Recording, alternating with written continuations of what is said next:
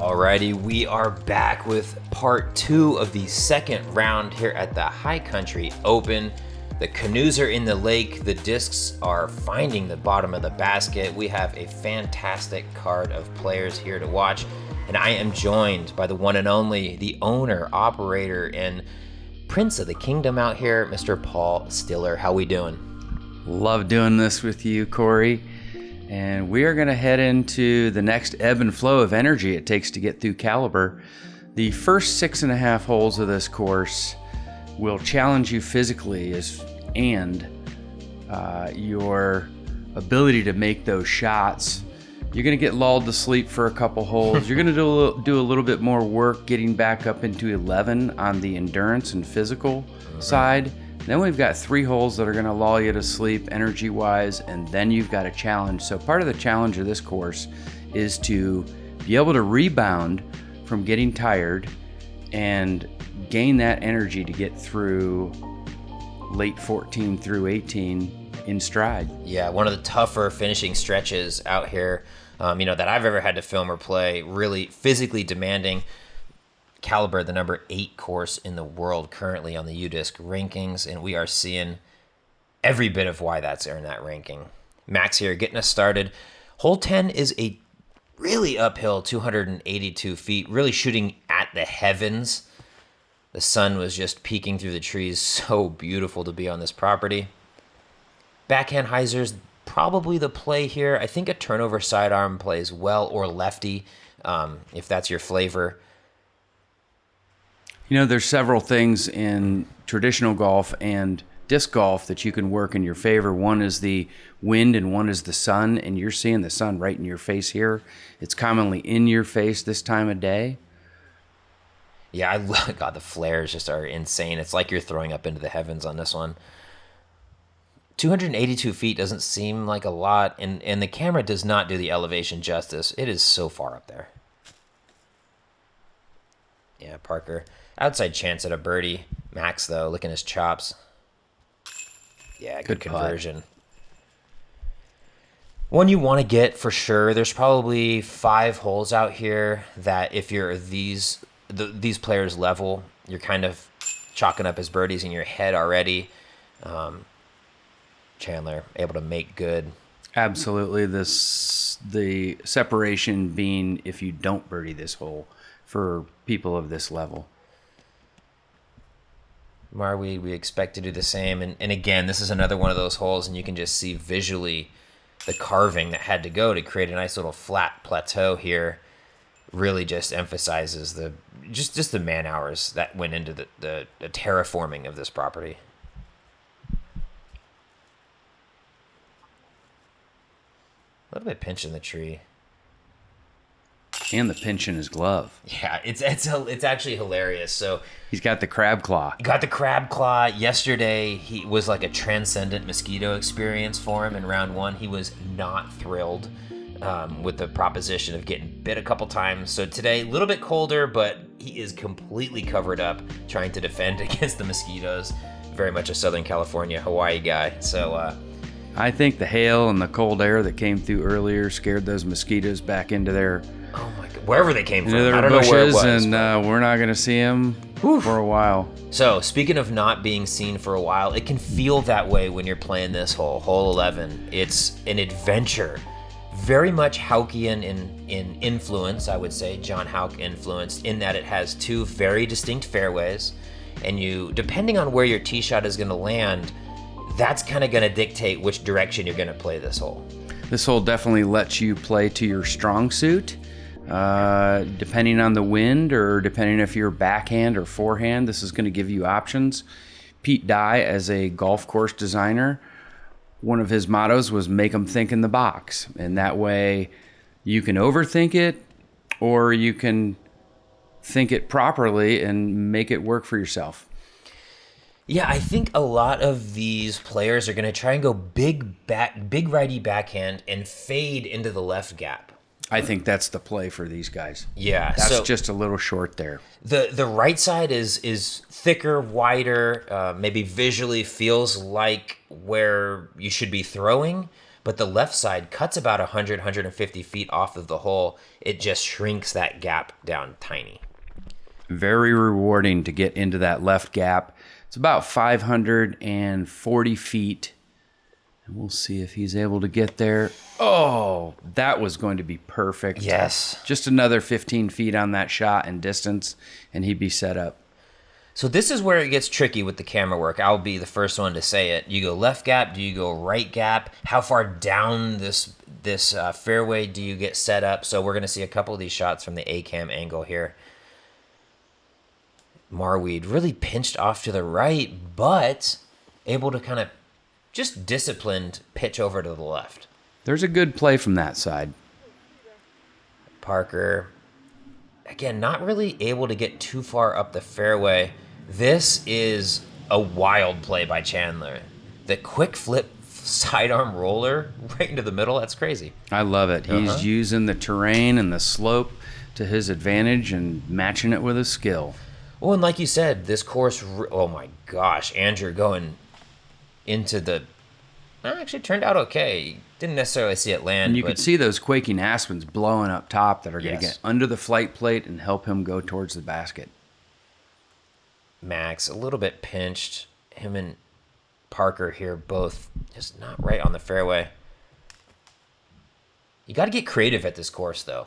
Also, the $5 fine for whining sign on this hole just feels right. Yep. Gets me every few times I play it. Chandler just playing the, I mean, not that you'd necessarily prescribe a flick roller second shot, but playing the hole to perfection. I actually found that $5 whining sign in the forest on that hole when I was carving it out. Don't know how it got there. It was in the area, and I thought it was appropriate to slap it on that tree because that's where people get frustrated. Yes. No, I love it. I love it. There's so many cool, not quite able to put it in. Is going to have to settle with the par there, but there's so many cool personal touches on here. It just makes you feel, I don't know, just a comforting feeling. You're not in a government park. I don't feel like there's going to be officials all over me. If there were, they'd be making me clean up some of these piles, which I'll get to. Yeah, we were talking about it a little bit on camera, but just seeing you seeing you get inspired to make this course even better is so awesome, and it really just like, it hammers home the 8th place in the world ranking to me. You know, you have a lot of courses that are the way they are, but this one is going to be evolving, growing, changing, and just always getting better, I think. Yep, for folks out there who know this course, this next hole can be a bit of a bugger, especially with a tailwind. There's a lot of quaking aspen on this hole also, so that's going to give you the false illusion that it might be windier than it actually is. Yes, so this one is very actually reminiscent of a hole at Hillcrest Farms, one of the maybe 16 or 17 down the stretch there, if you've watched our PEI coverage in the past, but just your classic valley shot. It's just that this time it is in a beautiful wooded environment, and no matter what time of the day, it seems like this basket is just beautifully lit in the sun. I don't know how that's possible. Chandler going with the backhand mid-range, fights through a lot, but likely a just par pitch up from there. There is OB right of the pin, 35 feet. I think this is one of those holes that off the tee, your automatic thought is, as Max finds a no-go zone, is like maybe backhand straight or a mid-range, but I really like this play from Andrew. The sidearm into the hill and kind of play that neg skip, that anti-skip. He didn't quite, a little off to the right, but I do like the play. That's my play being a lefty. I normally try to go down in between those trees that we see Parker going in. If I fail and it goes a little bit to the right, then I'm up high. I've got something I'll usually lay up because I've been known to have a princess layup. Parker looking at do his layup. This basket is diabolical if you're more than 28, 30 feet away. So I think this is probably one of the more laid up pins on the course if I had to take a guess. This is a good angle because you've got that natural backstop in front of you. Gotta love again, another one of those built-up greens.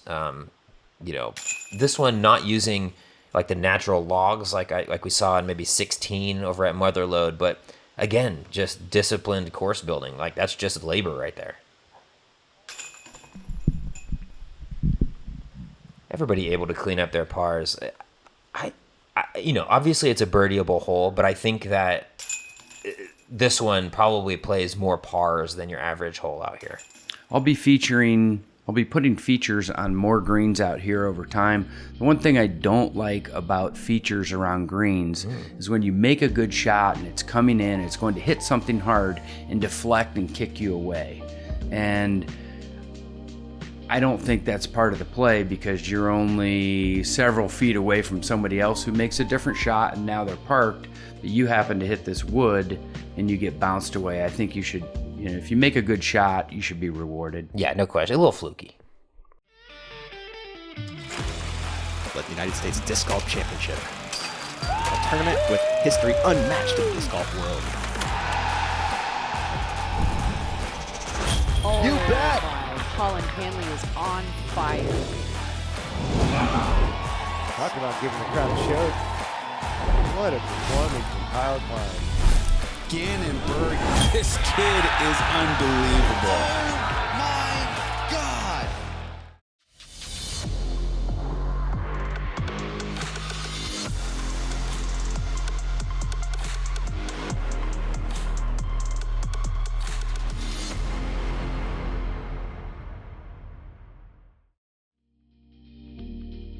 Alrighty, we are back. Go ahead and pick up a Gorgon. If you love a new disc, the Gorgon is sure to make the bag at least slightly different, if nothing else. Hole 13, par 3, a first taste of water here at Caliber. This one gentle down to the basket, but danger looms everywhere. Air bounces over this water common because it comes from fairly tight woods, and now you go out into the open and you're bound to get some air bounces. We'll see how these guys handle it. Should be noted, this hole does play as an island with a drop zone on the short side of the water. So if anybody misses the green, long left, right, or in the drink, you're coming back. Oh, he got caught by that black cottonwood and hooked back out of bounds. No, barely made it in. Just on the He inside. did. Yep, just on the inside of the reeds there. Max with the better shot, but yeah, does slide out of bounds. And that's what you're going to get. Trees and an island hole kind of brings in a little bit of that, not fluky, I would say, but just a redirect is a very real danger here. Excellent shot there by Marwede, just bulleting it right at the pin, and He knew it out of his hand. He pulled it. That's going to be a job for the kayaker, I think. So now we're at the drop zone here. Still a tough shot. No. Max had been pretty clean up until this point. He's now throwing 5.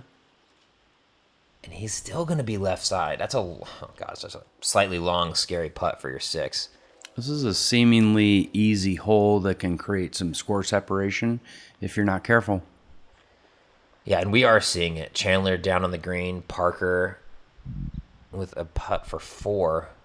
2-stroke swing is possible.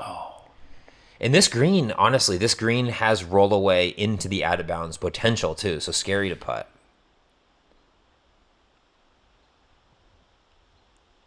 Interesting lie. Got the tall grass, the trees.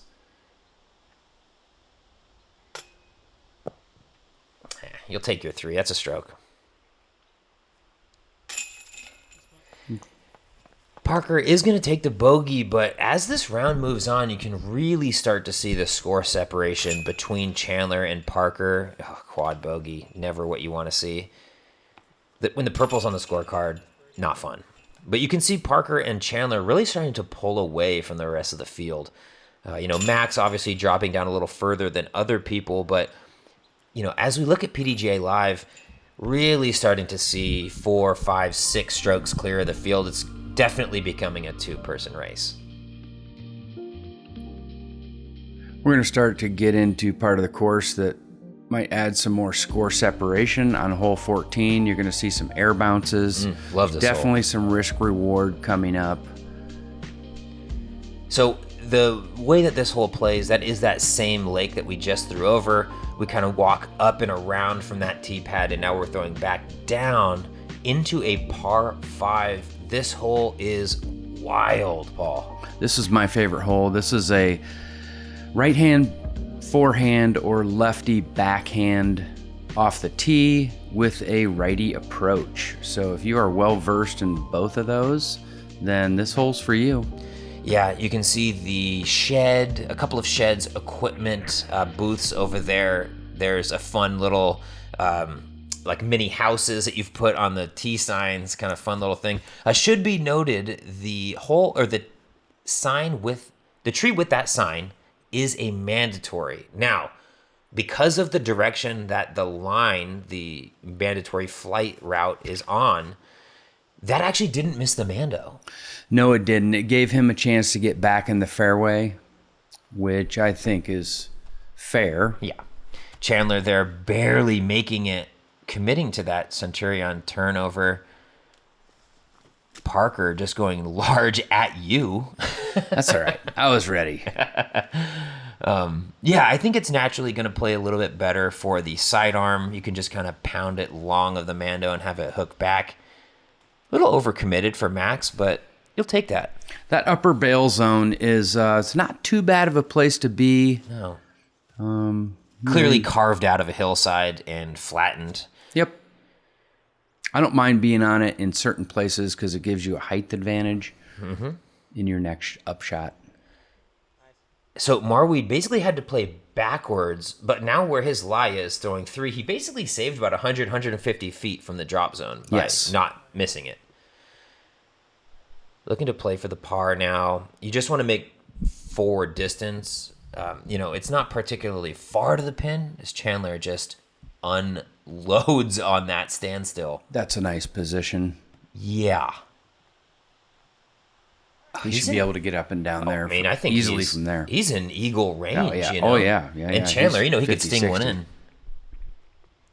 This is an interesting spot to be for Parker. A little bit pinched on these trees.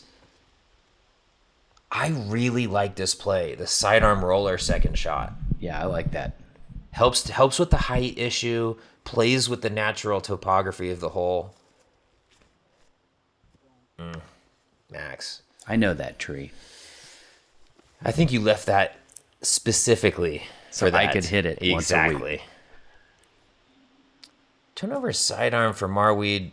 Okay. Yeah, just a little overturned. Just kind of dog-eared and almost got out of bounds. So it is inbounds down there, but obviously the uphill and tricky putt. There's not a bounds. I did roll maybe 100 discs down that and tuned that out of bounds to not completely hose you if you roll down there. It's going to hit the hill. It's got to be a special roller to get out of bounds. Chandler, eagle opportunity. No chance, though. Was hoping for the better bid out of Chandler, but honestly, sign me up for a drop-in birdie any day of the week on this one. Parker here, after the not ideal layup, but his putter has been so hot this week. Excellent. Love to see, just right in the fat part of the chains. No chance that's cutting through. And when people around you start to have confidence in your putting, it even boosts your putting more. That's how golf works. 100%. Marwede, though, unable to capitalize, is going to get that bogey after probably what was a deserved bogey after the tee shot anyway. Chandler with the birdie, though, continues the assault on caliber disc golf.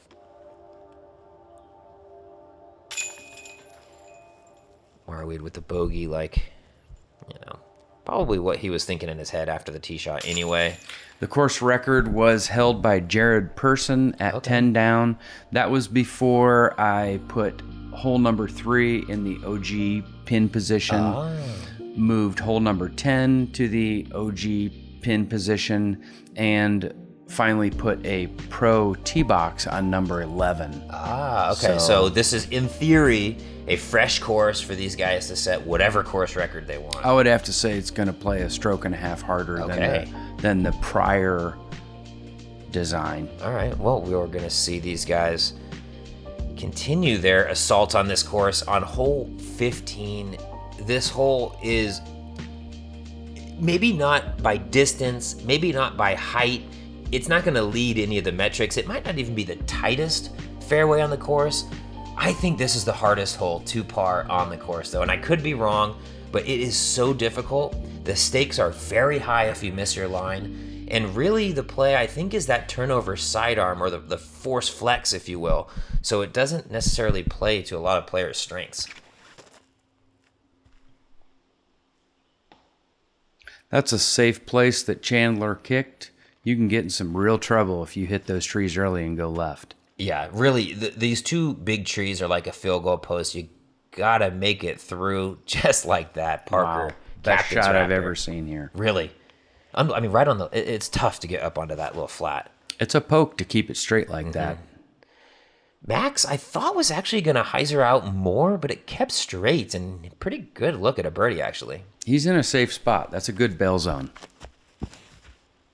Marwede, I really was thinking he was going to throw this a little better than he did. I think it plays to his game really well. I'm friends with that tree, too. And that's about all the chance I have of getting a birdie, is trying to throw one in like that, because where he is about as far as I can throw it. Marwede gave it the good bid, though, and Chandler, respectable bid as well, but I think priority was just getting up there on the flat.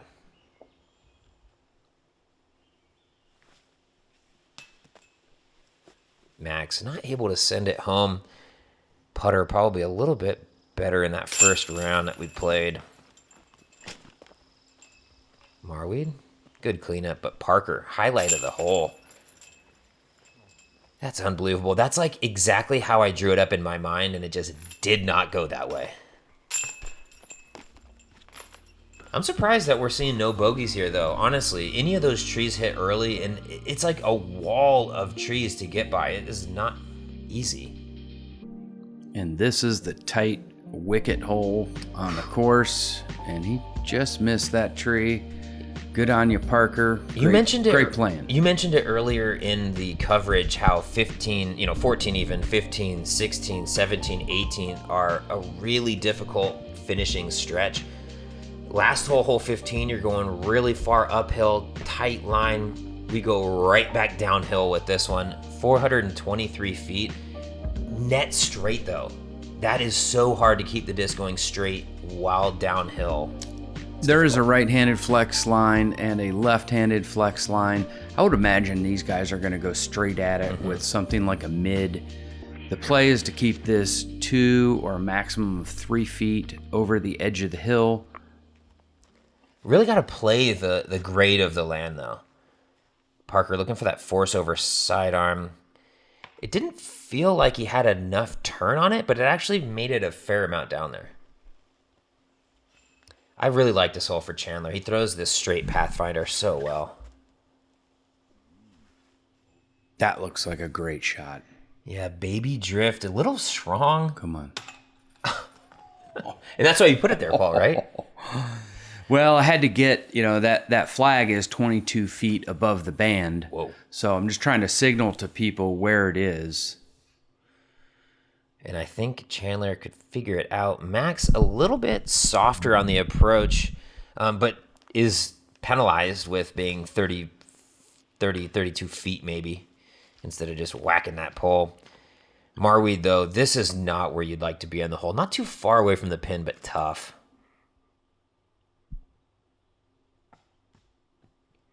Cake, though. He throws those straight sidearm approaches. I don't know if it's like a breaker or something along those lines. Flies so good for him.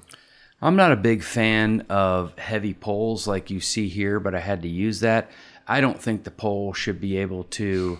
I don't think the flagpole should be able to stop your disc. So if you notice on most of the other flags that I have, those are ATV flags that you put on a off-road vehicle.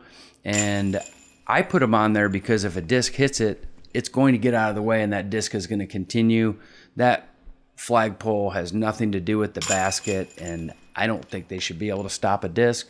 It's not part of the basket. No. So Chandler, you're welcome for now. Maybe next year we'll have like a TV antenna or a car antenna up there, and it'll just keep on flying down this hill. But for now, Chandler does hit the PVC pipe or whatever that material is. Yes. And is going to take the birdie, which is a massive birdie to get, and will move him to 7 down on the round, up to a 2-stroke lead after we saw him down to a 1-stroke deficit just about halfway through this round. Did you see him smile before he threw that? Did he know something there? I think it's just impossible to frown out here. That's my take. Like, I'm beaming with smiles. There's just nothing better than being at a beautiful course, up away from society, and all you're surrounded with is happy disc golfers who are just... Everybody's been looking forward to this weekend all year, and you can feel it. Hole 17, it really continues with this path of up, down, up, down, up, down. This one, though, tunnel shot off the tee, uphill with a baby left finish is what you're hoping for, because it's a very fine line getting into this green. A little bit of a rocky surface next to the basket, which is interesting because I don't feel like we have a bunch of that throughout this round. Kind of the one time you got to be worried about your putters coming in hot. That's a good play from Chandler. He's on the right side of the fairway, which opens up that pin. Yeah, really, the miss long is good here. The miss short is really going to pinch you off. Parker, just enough to get up and around, and he'll probably have a nice turnover sidearm into the basket. Max trying to go big boy up. Is going to put himself next to those chimes you have installed in there, which is a fun little feature. This is an interesting play. I think, tough roll. I think maybe he wanted that to come out a little flatter out of his hand and just poke it straight up to the corner of the hill. Unfortunately, a little bit hyzer out of the hand, and now dealing with a roll.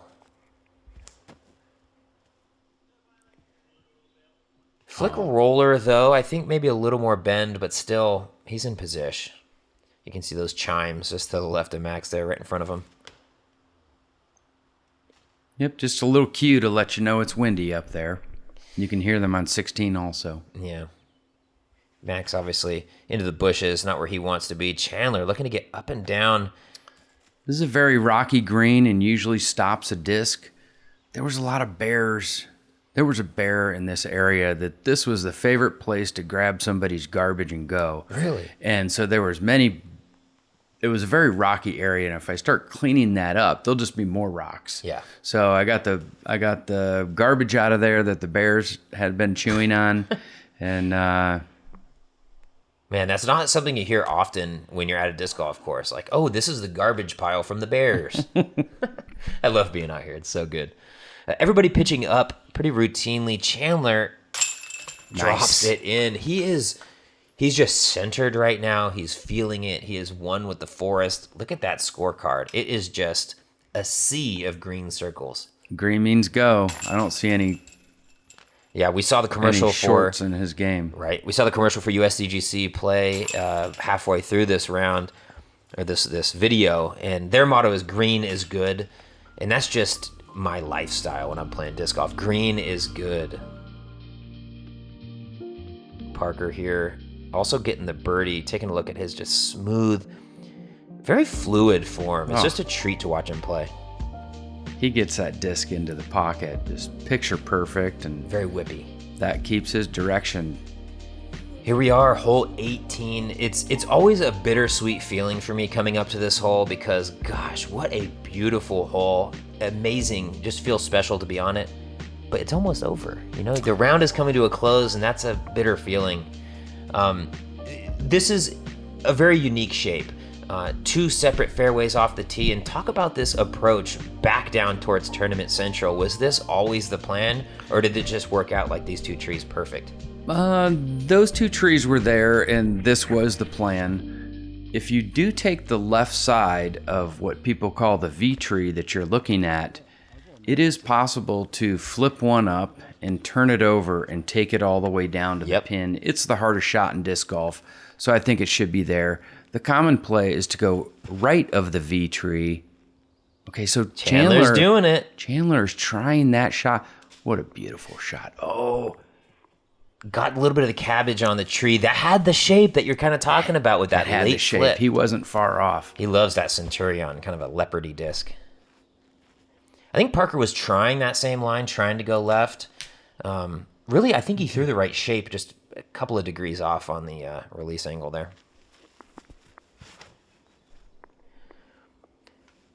I don't know that there's a big advantage of like playing it short on this hole or not trying to rip off a bunch of distance. Well, you don't want to go too much further from there. You want to set yourself up in the middle of the fairway. For me, these guys are scramble masters, so I'm not sure if it matters. This one looked overturned out of his hand, but look at it crest that hill perfectly. I wind up there sometimes from the advanced am tees, and I'm hooked because I'm a lefty. Look at Chandler, perfect position. Hit the tree, but you'll take this. Nice, easy flip up praxis into the basket. Picture perfect. That's a good way. That's a good feeling walking down the fairway knowing you have that to finish out your round.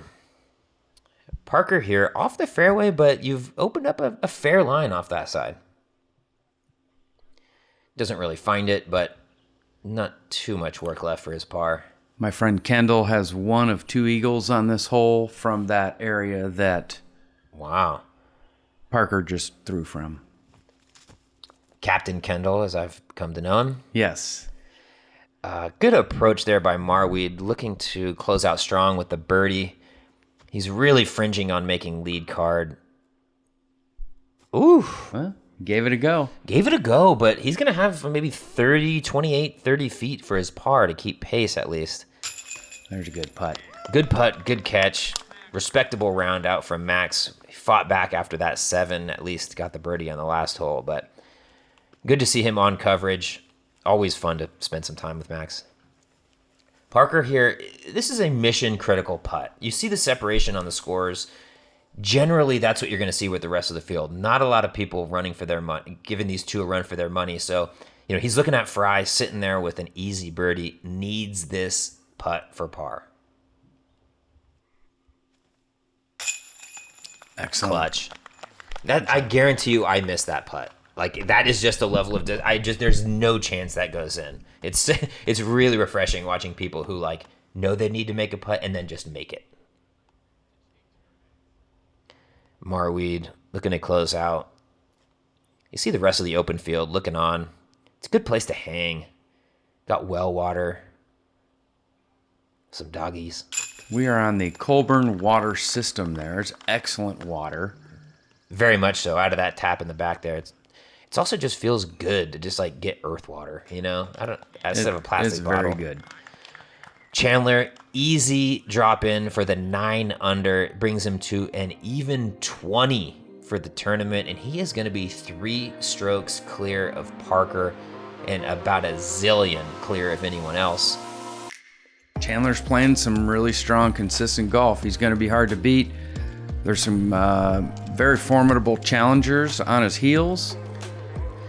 You can see it there, a bunch of green. That early bogey on hole 3 kind of set him up for, it was a make or break moment, but clearly got his head back in the game and just a slew of birdies, 9 of them from 6 on. Parker hanging tough. The unfortunate bogey on 13 dropped him back a little bit, but he is going to be the only person really to give Chandler a run for his money as we transition into the full leaderboard after 2 rounds. We are going to be able to see Noah Higgins making his appearance onto the lead card coverage, as well as Andrew Fish, who we had on for round 1 commentary. Really excited that he was able to play his way back. It's always a treat to spend some time with him.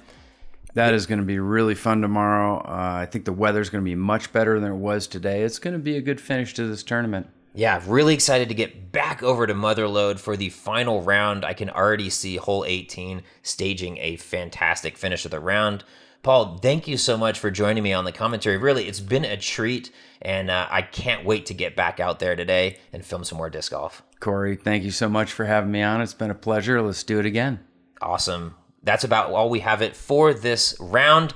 Make sure to come back for the hopefully dramatic conclusion to the High Country Open.